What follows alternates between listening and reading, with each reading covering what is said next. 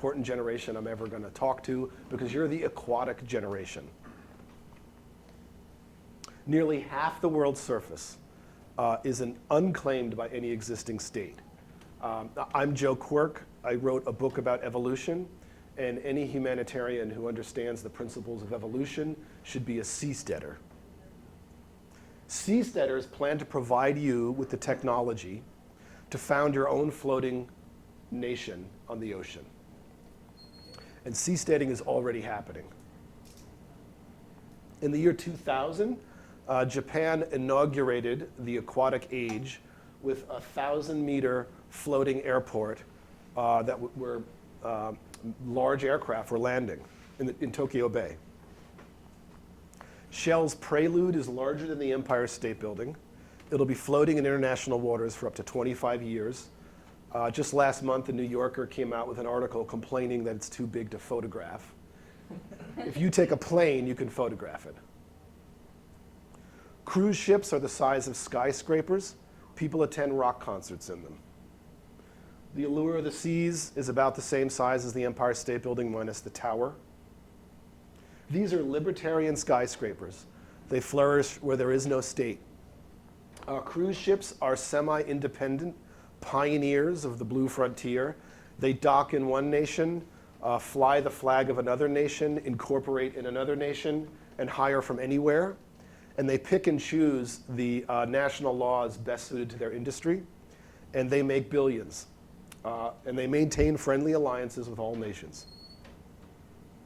Passengers sign a contract for onboard security and health care with these ocean skyscrapers that are just freewheeling, and they bring their own private hospitals along with them. They hire from the developing world, and poor people volunteer to take the jobs, which are seasonal.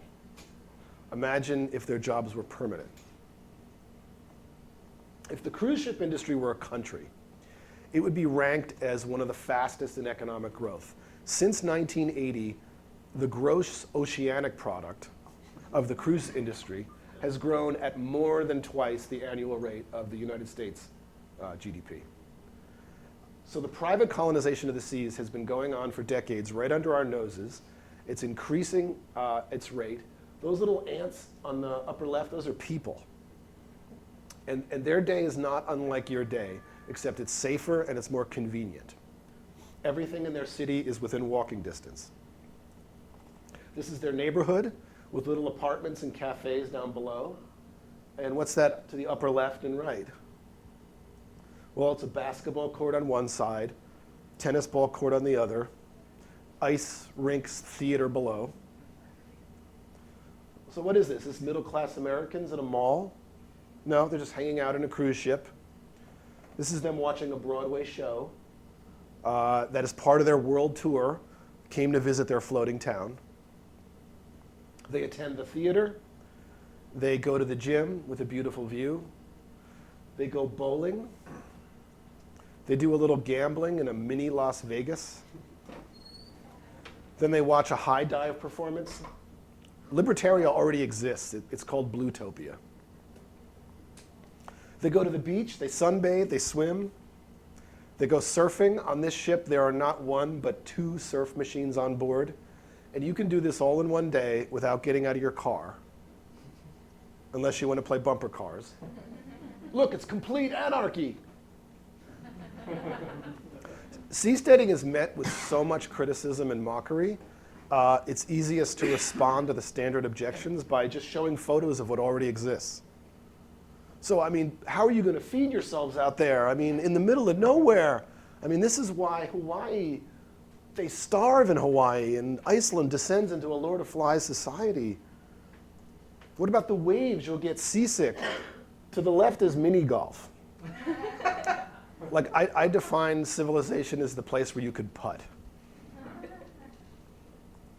Your idea is so futuristic and Buck Rogers. I mean, space stations have been floating in the sky for a half century, but I mean, sea stations on the water, that's impossible. And when you show them, there are more things in heaven and earth than are dreamt of in their philosophies. They switch to a moral argument. You get this moral argument all the time that you'll exploit the poor. I mean, to hire someone is to exploit them. So 3 months ago, I was on a tour of the Galapagos Islands. And here's some of the crew. All the employees, including the biologist tour guides, grew up in the Galapagos. Just like cruise ships, these islands have no access to fresh water. None. Their wealth comes from specialization in trade. They protect their environment. They train to be biologists, and they sell their talents to me. And as you can see, they're forced to work in a hierarchical structure for my amusement. So this is just for rich people, right? This is rich people only when a seastead. Well, budget cruise ships cost $50 a night for a budget cruise. If you get off this floating city and get on that floating city, your cost of living may go up. Your chances of being mugged, panhandled, ticketed, taxed all go up by many orders of magnitude. Nothing is in walking distance. On a cruise ship, there's no chance of earthquakes. And the weather on the cruise ship is generally better. For instance, stand that cruise ship upright, it'd be taller than those hotels. And cruise ships are friendly with most nations of the world.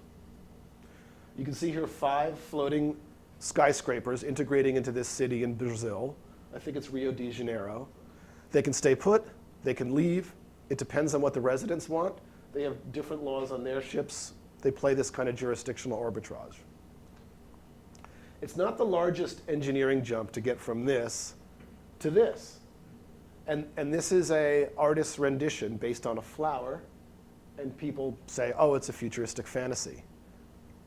Well, South Korea inaugurated 3 floating islands designed as flowers, a seed, a bud, and a full bloom. It has a convention hall, restaurants, and arcades, all powered by solar energy. Seasteads will be ugly like oil platforms.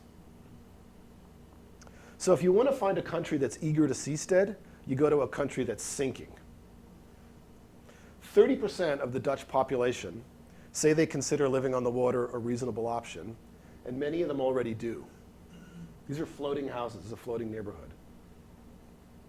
The Dutch architect Koen Uthius, who founded Water Studio, builds floating structures and plans to lead a humanitarian revolution to build floating structures, to demonstrate that the rich architecture of Holland can be floated to the poorest people in coastal slums. Koen Uthius is transforming shipping containers into what he calls city apps. The first city app will be installed in a wet slum in Bangladesh. Koen has already transformed a shipping container into like a sleek school classroom with 20 computer screens and large TV screens and a teacher. And when the floods come to the slums, Koen says, floating school will be the safest place to be. Will children from coastal slums come running to attend mobile schools run by computers? Well, right now, Dutch children enjoy it where it sits next to Koen's office. Schools are only the beginning. City apps will include floating kitchens, internet cafes, health centers, garbage collectors, and water purification units. And Koen already has Dutch investors lined up for this. Shipping containers are already used as apartments all over the world, especially in Holland. So once these profit, how fast could city apps be delivered to the coasts of the world? Once the slums of the world are installed with floating mobile city apps, Koen proposes that the second wave of ocean philanthropy will include floating agriculture. So right now, about 100,000 ships are on the sea. Most of what we will consume in the next month is on the ocean right now. We don't flourish because of civilization, we flourish because of civilization. You park a dozen of these next to each other, you have the beginnings of a floating city. Megacities spring up near the coasts because the ocean is the global superhighway of goods. National economies would collapse without the ocean economy nourishing them. The ocean isn't the middle of nowhere. Inland cities are the middle of nowhere. In modern civilization, wealth relies on water. It's easier to move something the size of a skyscraper across an ocean than it is to move your house to the next town. Floating cities will be all coast. They'll have access to the sea on all sides. So I always remind people we don't live on planet Earth. We live on planet ocean. And when we occupy the oceans, we'll discover a world that's more than twice the size of planet Earth. Nearly half the world's surface is a complete blank slate, unclaimed by existing governments. And we plan to create 1,000 startup governments on the sea. And what's the point? Why do seasteaders care about this so passionately?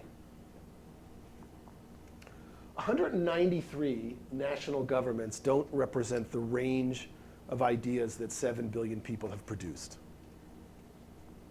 In the US, we're operating according to government parameters written with quill pens when information traveled at the speed of a horse, and the founding fathers did not foresee instantaneous global telepathy that we call Twitter. We need a startup sector for government, Silicon Valley of the sea, where 21st century ideas for governance can be tried so the innovations in governance can keep pace with the innovations in technology. Why the ocean? Because water is different from land. The reason land governments are dysfunctional is because they're monopolies. Each of us is born into a fixed geography. Some government claims to own us. And what if you think they steal too much and serve too little? You can't switch to a competing provider without leaving your land. You're stuck, landlocked. When it comes to land governments, we don't have any choice to pay or not pay, and our freedom to choose is what drives others' innovations. If you can float, you're mobile. Imagine if your city was like a floating jigsaw puzzle. You can shift and assemble and reassemble at will. Governments can only form if people choose to attach to each other. If you got in a political fight, you could detach your houseboat, sail somewhere else, link up with your allies, found your own floating nation. If you can vote with your house, governments will be like companies and citizens will be like customers. Seasteaders think this will create a market of governments competing to attract citizens. This would fundamentally change the relationship between the government and the governed, such that public servants they'll become something they've never been before. Servants of the public. Seasteading is the fulfillment of moral and economic principles that libertarians hold dear. Seasteading emerges from a family legacy that started with Milton Friedman. So Milton Friedman became one of the most famous economists of the 20th century because he taught about the power of choice. All of us voting on one solution just creates a bottleneck of power that prevents progress and engages human corruption.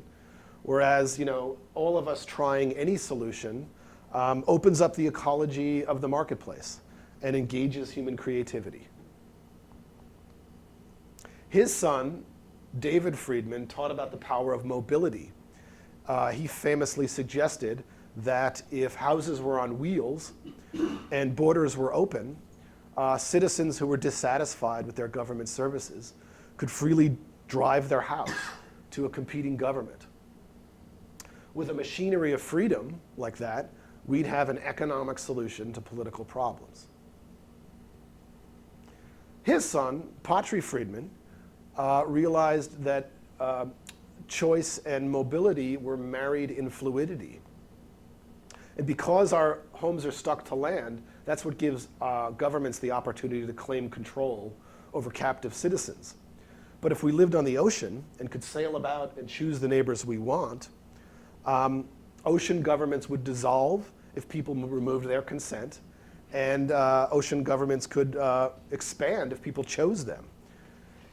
So this is the crucial idea, that on a fluid medium, citizens wouldn't struggle to survive government's choices. Governments would struggle to survive citizens' choices. And this stirred up a tsunami of ideas. He wrote about this on a blog, and they flooded the Seasteading Institute to propose solutions that we never would have imagined. And next time you're in an argument with your statist friends, ask them what they care about. And when they tell you what they care about, you can tell them about a seasteader who's working to solve that problem by engaging the power and the freedom of the sea. So do you care about climate change, or do you care about feeding the poor? Which is it? I mean, environmentalist and humanitarian goals are in conflict if we think about agriculture. They have the same solution if we think about aquaculture. Ricardo Radulovich is an agricultural water scientist from Costa Rica, and he plans to feed the world with greenhouse gas. His secret is algae farms. Algae transform the nutrient and carbon pollution we've dumped into the oceans into edible sea crops. The more carbon the ocean pulls out, the more carbon algae pulls out of the ocean, the more carbon the ocean pulls out of the air. Ricardo is teaching the poor how to grow floating algae farms that can fit together like a jigsaw puzzle and scale up to any size. Ricardo's Sea Gardens project has earned grants from the World Bank and the Bill and Melinda Gates Foundation. And many people are calling this the blue revolution of the 21st century to evoke the green revolution of Norman Borlaug, the plant geneticist from Iowa, who's credited with saving over 1 billion lives. Do you care about a clean, green, sustainable source of energy? Permanent? Patrick Takahashi is a Hawaiian biochemical engineer, and he seeks to create sustainable eco-cities using ocean thermal energy conversion, or OTEC, a proven green technology that uses the ocean itself as a solar panel. One of these was already built in 1979. It's an old technology. Lockheed Martin says water will be the next oil. They plan to build an OTEC plant off the coast of China. Right now, a half dozen island nations are commissioning ocean thermal energy plants to support their islands. What else do you care about? Long, healthy lives for your children. How about a singularity at sea? James Clement is a biotech entrepreneur, and he insists that humanity is on the cusp of a medical revolution that is going to make Alzheimer's, heart disease, and stroke sound as old-fashioned as cholera, whooping cough, and mumps. James and others plan to conduct scientific research on seasteads 12 miles offshore, beyond the reach of FDA laws, many of which are co-written by big pharma, who make billions off our diseases. Diabetes, heart disease, Parkinson's. James and others say we can end these diseases soon. And those who say it's impossible shouldn't stand in the way of people doing it. If the people interested in this fail, investors will lose a lot of money. If they succeed, James claims people in this audience could live to be 120. The oceans are a vast storehouse of raw genetic material that we can use to advance human lives, and people are on it.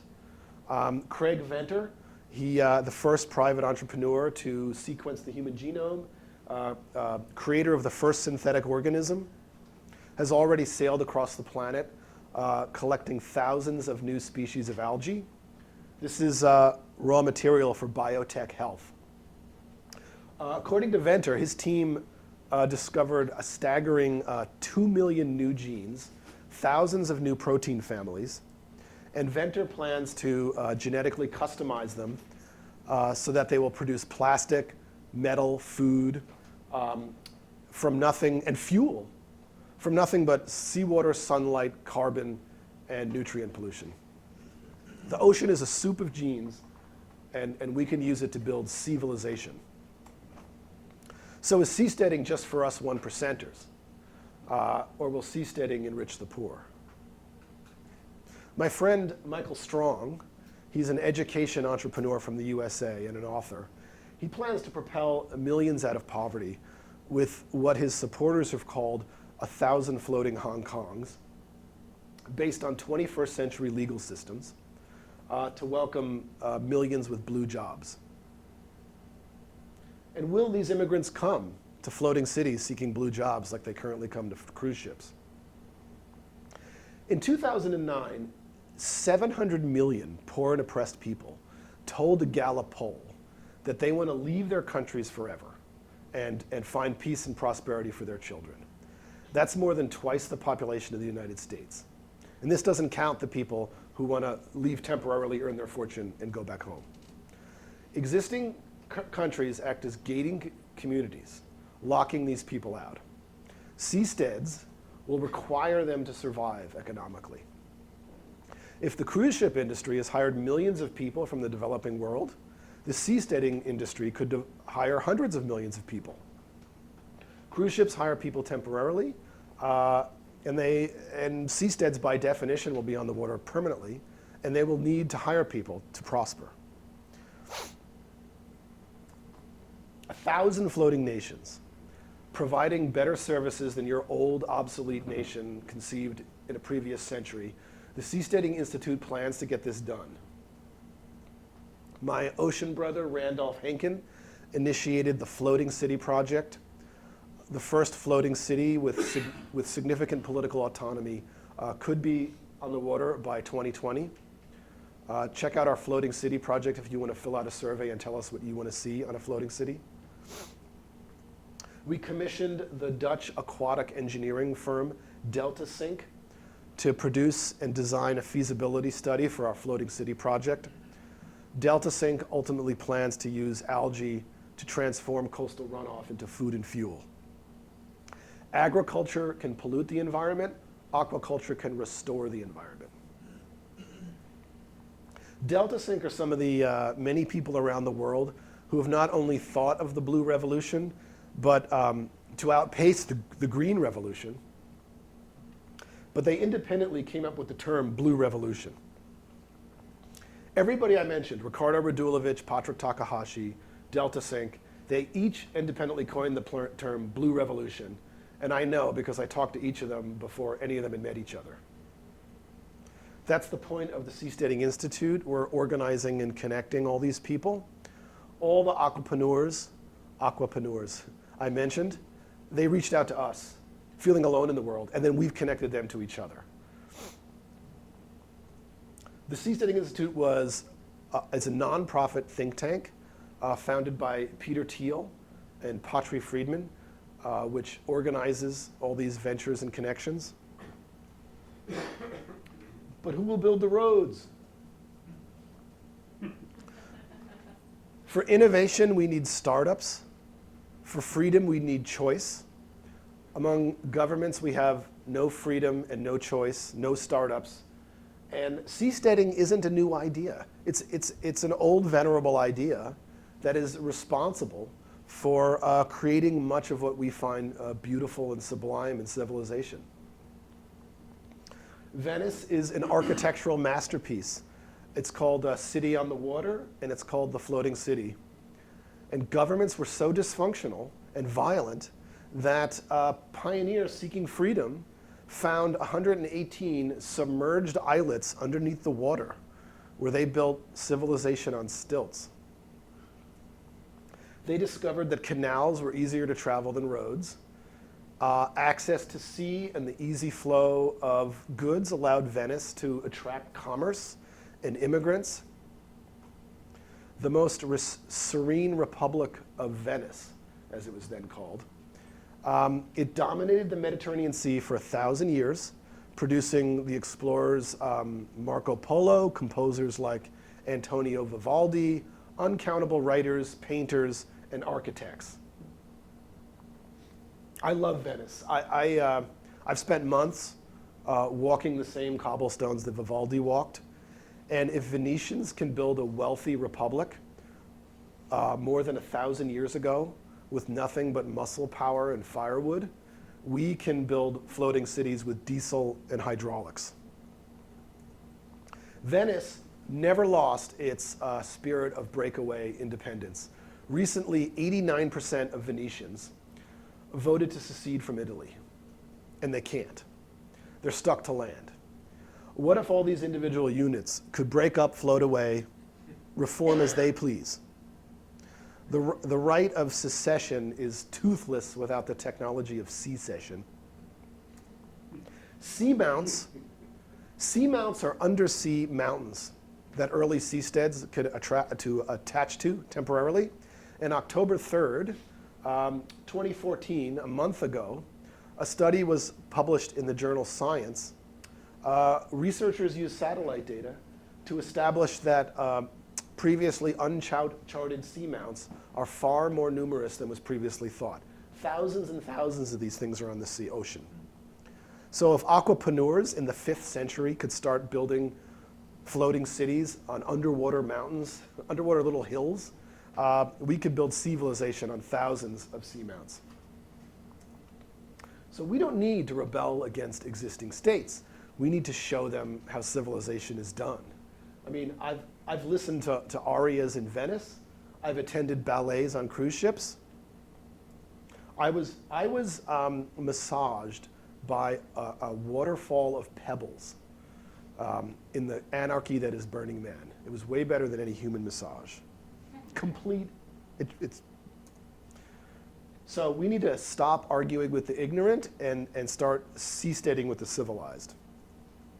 Over 1,000 people have donated their money to support our effort to create mobile aqua nations, and we have hundreds of volunteers that are really motivated, including Diana and Allison sitting in the back there, some of our seasteading ambassadors. We have almost 100. And if our message is inspiring thousands of people to put their money where their meaning is, that's a powerful motivator for me. Half the world's surface waits to be discovered, and if you want to unleash the freedom of the human spirit and the creativity of unconstrained freedom, become a sea evangelist. And I'll see you on the Blue Frontier. And I appreciate you all listening so raptly, and I'll answer any questions you have.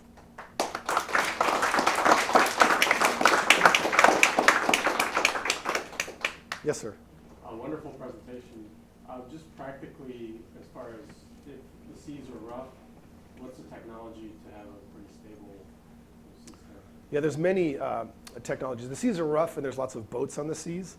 And like when I'm on a cruise ship, I can get a martini that's filled all the way to the top, and I can set it. So there's always an incentive to build things larger, to be more stable. In the meantime, you probably saw a few images where it looked like they must be attached to the ground because it looks like they're on stilts. And they're not, they're actually floating. So a technology that's been in operation since 1962 is called the flip ship. It's shaped like a baseball bat. I've described this to a couple people. They tow it out into the middle of the water, and then they use ballast tanks so that it flips, fill it with water, and maybe like 1/6 of it is above the water and 5/6 is below the water. It's used by the military and by scientists. And it's described as being as stable as a fence post. So waves are doing this, and this thing is totally still. And Robert Ballard, discoverer of the Titanic, says really wants to colonize the seas, and he wants to use flip ships. So you use the same principle. You can build 4 of these things. They're stable in the seas. You maybe say 50 feet above the waves, you build your platform. You can live inside. You can build floors below. You can build floors above. As Robert Ballard says, you can look out your window and have an aquarium. And you can build real stability on the ocean. The only problem is it's just really expensive. And the costs are just steadily being driven down. As I understand, the kind of vacation cruise liners will fly, like, I think the Panamanian flag or whatever. Is that something? I'm sorry if you mentioned this at the beginning.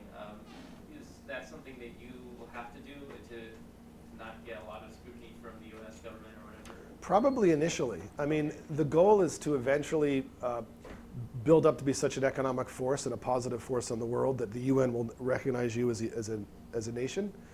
in the meantime, the oceans are kind of this polycentric system of overlapping laws where nations dispute each other's borders, ships fly through, and they're flying the Panamanian flag.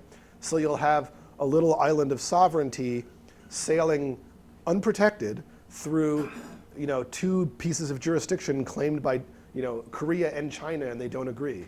And it doesn't lead to any warfare. It doesn't lead to any fighting. As long as you don't exploit resources like oil underneath the sea, people don't mess with you. So basically, the seas are this kind of functioning framework of laws that's ready for the next layer of legal evolution, which we think are sovereign nations. I don't know if that's too complicated. Yes, sir. In your study, is there any place on the planet that's not claimed? I mean, just out of, and we're here because nobody else is. I mean, is there such a place? 45% of the Earth's surface is unclaimed by existing governments. And that's only the surface. You also have to think about a lot of seasteaders are interested in going deeper and colonizing and exploring down there, and there's lots of ideas for that kind of So thing. the United Nations doesn't claim human jurisdiction on you were born here, therefore you just took government with you. Yeah. No, the seas are pretty much an international, unclaimed place. Countries, their laws extend until about 12 miles, and then their exclusive economic zone extends about 200 miles, where they claim the right to exploit resources out until 200 miles. If you want serving a criminal warrant or something like that, you got U.S. Marshals, haloing in on your platform the SWAT team. Yeah, well, cargo ships like hire one group of people, apply the labor laws of another place, pay taxes in another place, incorporate in another place, fly the flag of Panama. So they play this, what's called jurisdictional arbitrage, employing different kind of laws from different places to best serve their industry. And they pay pretty low taxes, and it's a real complex game that the ships on the sea right now have pretty much, all those industries have pretty much commandeered it. Yes? So you said that, you talked about the pharmaceutical thing, because to me that seems like a big thing right there with Obamacare and all this crap.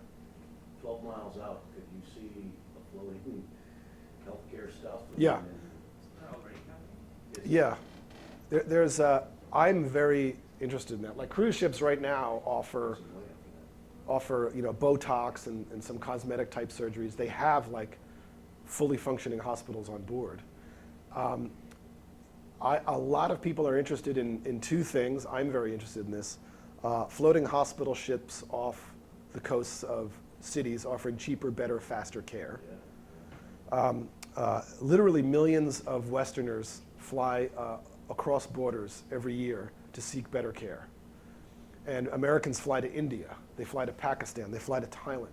Imagine if you could just take a ferry just offshore, 12 miles offshore. That's a business model that's going to make money.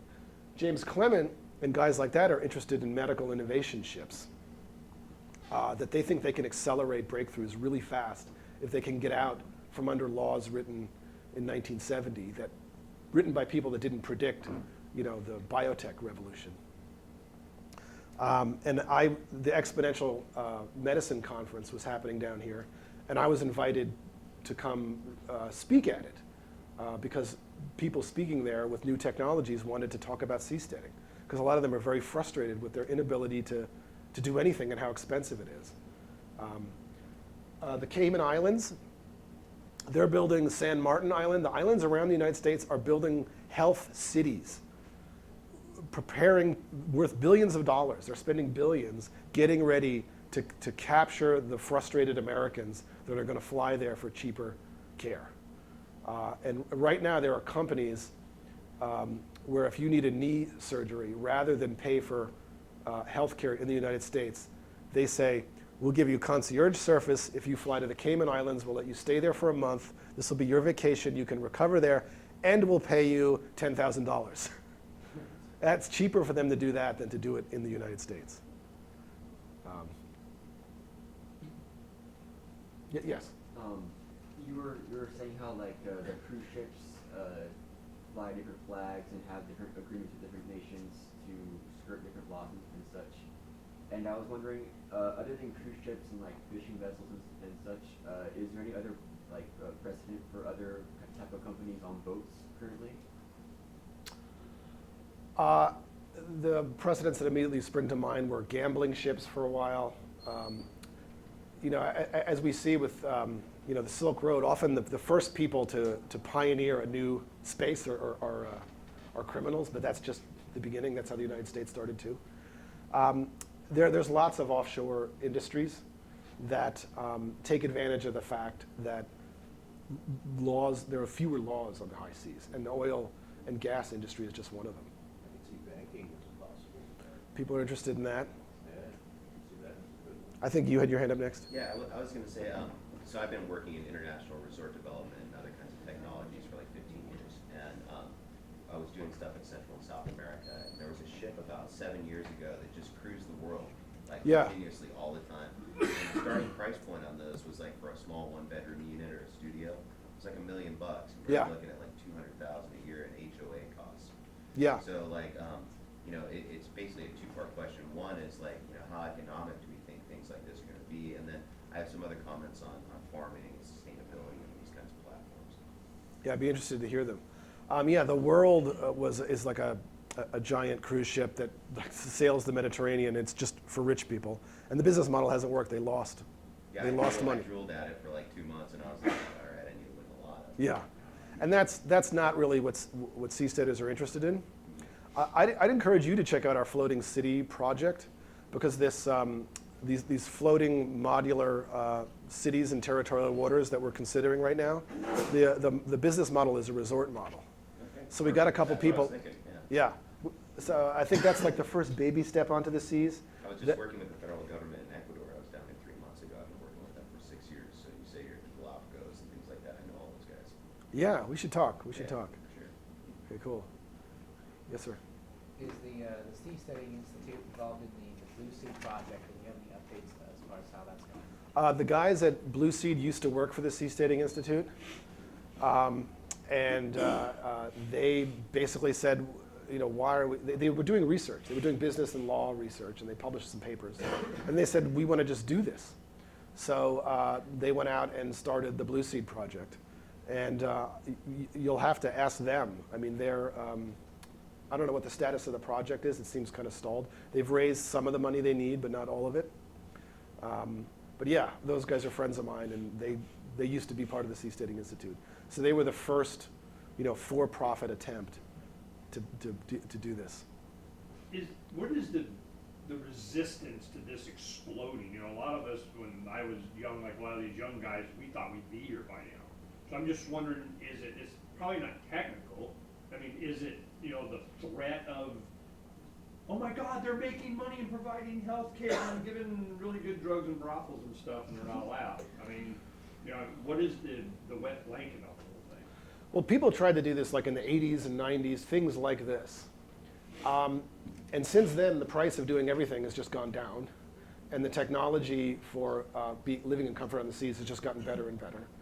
And the cruise ship industry is just doing this, and there's no sign of it stopping. So I think technologically, we're going to be there soon.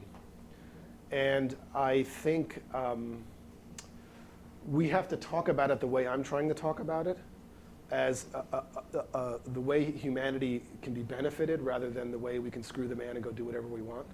Because the Seasteading Institute came straight out of the gate with, you know, fuck the state, we're gonna do what we want, and then there was a backlash in the press. But there's a lot more to it than that. Yes, sir. Just to add to what you were saying, one example back in the 70s was the Minerva project, which you probably familiar with. They went down to a Pacific island near Tonga and tried to just take over a shoal and declare a libertarian republic. And the U.S. government pressured Tonga to just shut them down. Tonga sent the Marines and took it over and annexed the island. So part of the problem was strategic. They were coming straight out with political goals, and they were trying to take basically land. So we're not talking land here. There's much less of a legal landmine. You're talking about seamounts, which don't actually reach the surface. Yeah, and I'm really excited by your cement that you showed me. Can you tell us about that, or? I've been working last year with some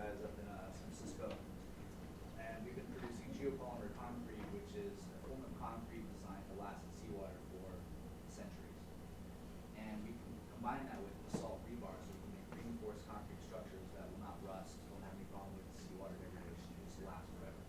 We can build structures like these that will just last for centuries. Yeah. So the key technological challenge is always the corrosive nature of seawater. And after 20 years, you've got to take a boat out, you've got to clean it. How do you get something permanent out there? And he's got breakthroughs going with the cement, which is one of the cheapest, most floatable, most stable things you can use. And there's something like stem cell research, which is even out here in Panama. They have this amazing clinic. Things like that that actually make a lot of money with it. Yeah. Still are even less than anything else inferior you get here legally by FDA approved. That would be a great source of money. Yeah. Something that's offshore, it's close. You don't have to design a panel for stem cell treatment. Yeah. In my Seasteading book, which I'm just finishing up, I feature a doctor who was offering stem cell treatments in Colorado, who was shut down by the FDA. He had over 1,000 successful procedures. In Panama, there's a clinic that's just Yeah. getting success. And it was right after he treated two-time Super Bowl champ Jarvis Green, who was dismissed from the Broncos because he lost cartilage under his knee and surgeries weren't helping. He got the stem cell treatments, regrew his cartilage, signed on with the Houston Texans. Government shut down this service. So he has moved to the Cayman Islands, or he has licensed his procedure to the Cayman Islands, which is being used there. So all these innovations are just fleeing to the islands around the United States. What's that doctor's name? Did you say? Centeno, Centeno? Centeno.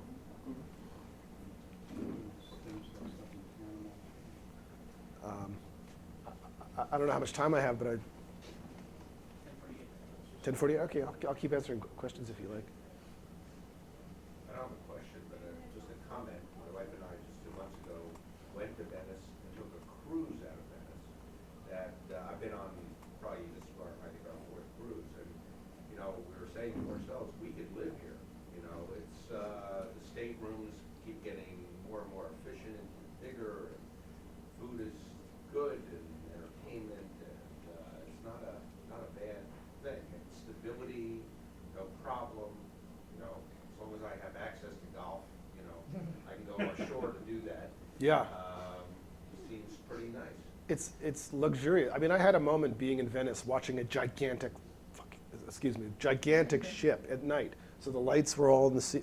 It was beautiful. Then this beautiful thing just kind of comes up, attaches to the city, and then all these Americans get off and go on and have fun, and then they get back on their floating city and go away. I guess my question, Venice, that was my first time in Venice.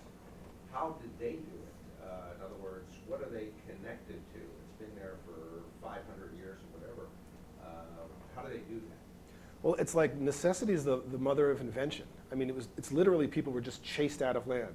And I can give you lots of examples of people who are living on the ocean because they were chased out of their nations, because things just got so bad. So they literally just started building things in the swamps. And they build little platforms. And then you get this interesting evolutionary process where over time, as they build wealth, they're able to build churches, and then they're able to build cathedrals, and then the rich people swoop in and start spending money because it's a place where the Medicis start paying artists to come.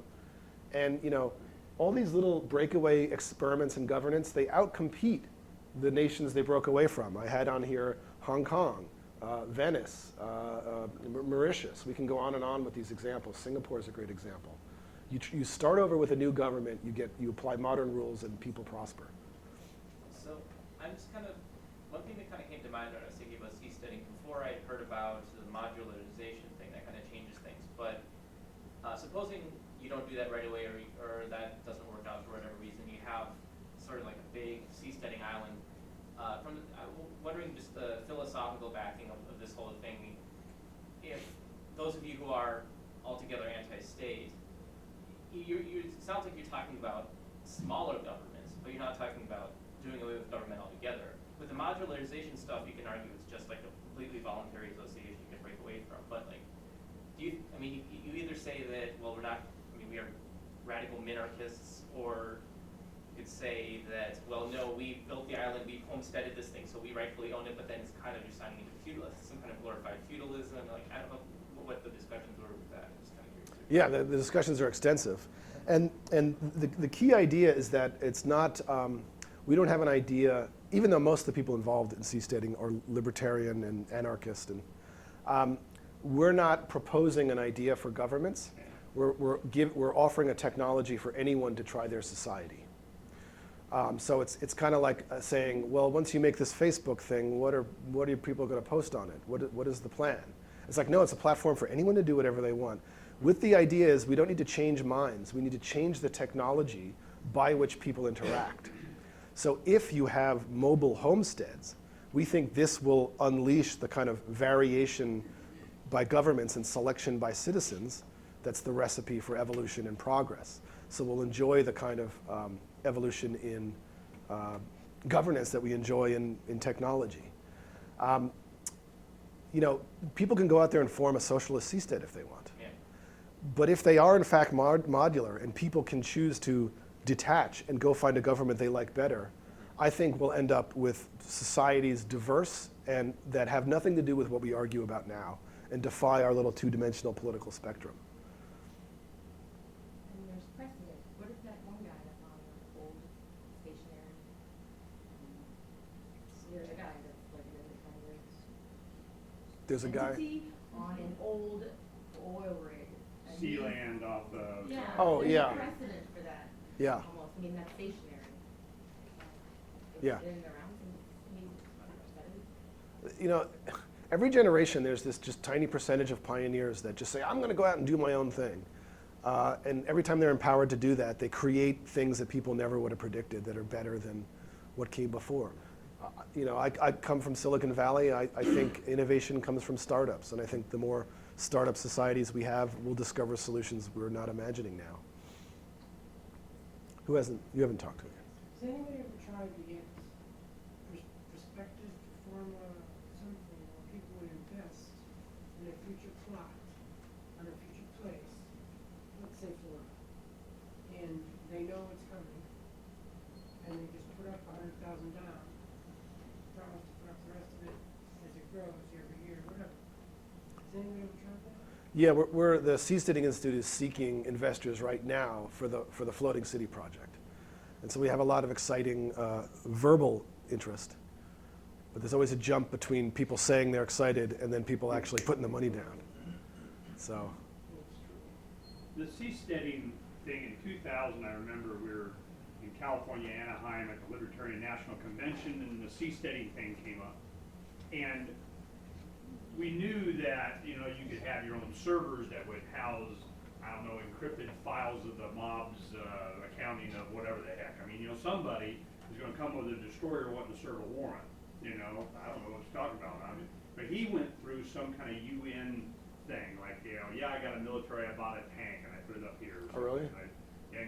So he got some kind of recognition as the Prince, Lord God, King Bufu, Volley surveyed or something. But later on, when it really started to become an ideological threat, I think British destroyers came by and explained it to him. So I'm just wondering. So I'm totally not familiar with this story, but the examples I use is the United States doesn't invade the Cayman Islands, even though the Cayman Islands takes a very spiteful stance against the United States. They have no standing army. Malaysia doesn't invade Singapore. The most extreme example I was citing to someone yesterday is Barbados and Bora Bora are like 6 miles off the coast of Venezuela, the most dysfunctional, violent, crazy socialist place in the world. They don't invade Bora Bora or Barbados. And why not? It's because conquerors have incentives. And conquerors they have to believe that what they're going to get out of taking you over is going to pay back the cost and the risk of the invasion. So that's why we have wars over the resources inside places like Iraq or something like that. But people don't invade Iceland or Hawaii or Malta or anything like that, despite their wealth. Thanks for listening. I think someone's going to speak after me. Yeah. I appreciate the question.